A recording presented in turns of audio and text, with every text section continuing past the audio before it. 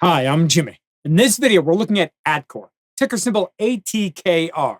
So we're going to look at the basics of Atkore's business. Specifically, we're going to look at what's been going on with Atkore stock over the past year, because clearly this stock is down a ton when we jump in and look at the price chart. So the question is this an opportunity, or are we better off staying away from this one? Now, there is one other development that we're going to be touching on in this video that could be potentially a very big deal. And basically, there are a bunch of lawsuits that have been filed recently that claim that Atkore manipulated prices, specifically around their PVC pipes products, which artificially inflated revenue, profit margins, and ultimately misled investors around the sustainability of their earnings.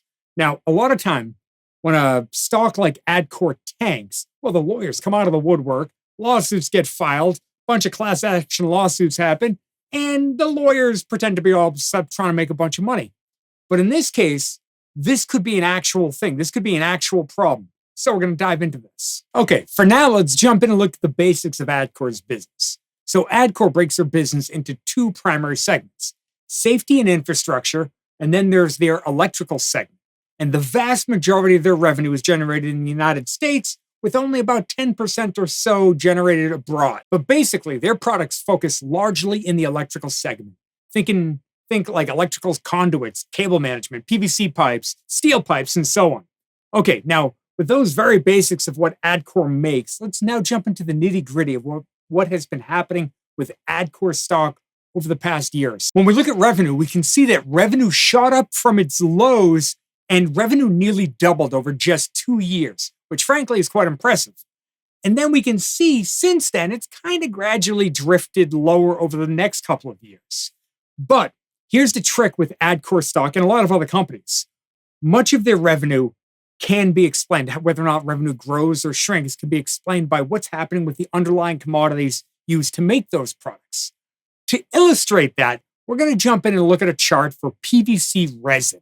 And as it happens, PVC resin is the commodity cited in many of the lawsuits. So I think it makes sense to use this commodity to illustrate what's happening with Atkore stock, their numbers, and ultimately the reason that this stock has toppled over the past year. By the way, if you're curious, if you weren't able to connect the dots, PVC resin is what is used to make PVC pipes. Okay, now to simplify this story a bit, imagine that Atkore is buying PVC resin to make, let's say, PVC pipes, whether that be water pipes or electrical pipes. They're buying PVC resin to make PVC pipes. So this chart right here is their cost. But clearly they have to make some sort of profit on this because there's going to be some additional cost tied to making the actual products. So imagine we could add a margin on top of the cost. So they buy the underlying commodity, and then let's say they increase it by, let's call it 25%. And that is ultimately let's call it the gross profit that the company is going to make. Now, of course, Atkore uses more raw materials than just PVC resin. They also use steel and copper. And in fact, they list PVC resin, steel, and copper as their three primary raw material costs over the past year. And just to illustrate, copper too jumped in the 2021-22 area. We can see the price of copper also jumped, which again helps complement the story as to why Atkore's revenue jumped during that time period. But now jumping back to the PVC resin chart. So with Atkore's PVC products, well, we would ultimately expect that there would be some sort of margin on top of that. And this would partially explain their revenue shape, why there was a big jump and then a pullback. Well, this is where it gets a bit tricky. So coming out of COVID, we can see that commodity prices jumped. Clearly, that helped boost revenue. But there were also some supply constraints and some competition had trouble getting products into the market. So ultimately, Atkore was able to increase their prices a bit more than you would have expected. So picture that revenue actually went up something like this green line instead of just the orange line during that time period. Now, this is where the lawsuits come into play.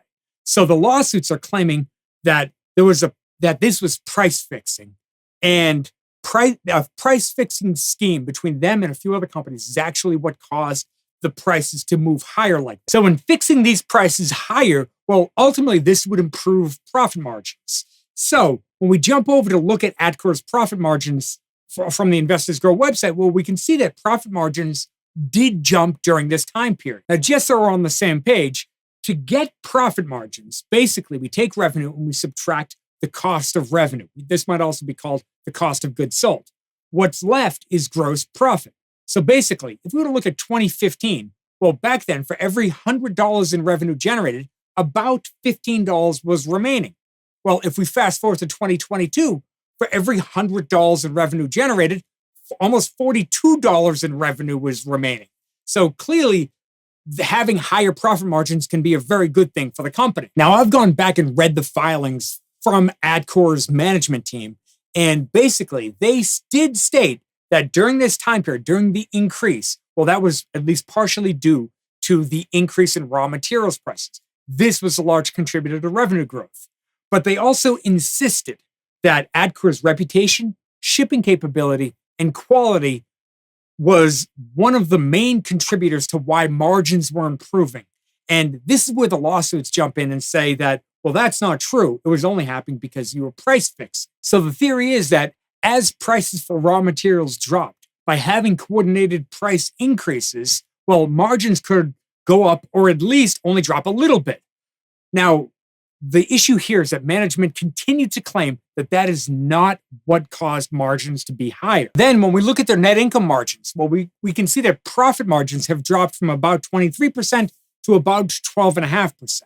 But this 12% margin is still above the pre-jump levels. So perhaps Atkore is telling the truth. Now, I just want to point out, these are annual numbers. That's going to be important in a second because we're going to look at quarterly numbers. We're going to get a clearer picture of what's really happening. So when I had originally done my research a few quarters back, well, I took management at their word that profit margins, net income profit margins would stay somewhere in this elevated level. They wouldn't get to pre-jump level. They wouldn't fall all the way back down to pre-jump levels. But since then, management has decreased expectations over the past 4 quarters, which is obviously a major problem. But when we jump in and look at the quarterly number for net income margins, well, clearly numbers have continued to fall. Now, I did my research about a little over 2 quarters ago, but since then, right now, as of the last quarter, net income margins are sitting right near 7%, and that 7% is way down from the high. And if we were to compare that to our pre-jump levels, well, it's about where it was pre-jump, which flies right in the face of what management was claiming through all of the past few earnings reports. They were claiming that their margins had gone up because their products were kind of better products. Their products were selling at a premium. Now, this is very possible. Think of a company like Apple. Apple has very good profit margins because, in theory, they sell a better product, so they can sell it for a premium. That's what Atkore was essentially claiming to do.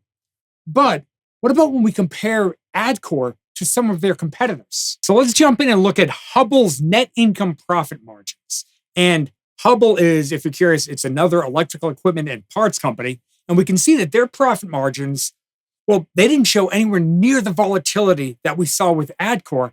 In fact, over the past few years, theirs has kind of drifted a little bit higher. But again, nowhere near the volatility that Atkore had. Then when we jump in and look at an international competitor, well, this is Schneider Electric. This is one of the big boys trades over in France. And again, theirs didn't show anywhere near the volatility that Atkore had. In fact, their numbers have drifted higher. Okay, now jumping back to Atkore's profit margins. So when I analyzed this company a few quarters back, well, margins for Atkore stock was right around the 15% level, which we can see when we add a line to this chart, well, we can see that this was meaningfully above their pre-jump level.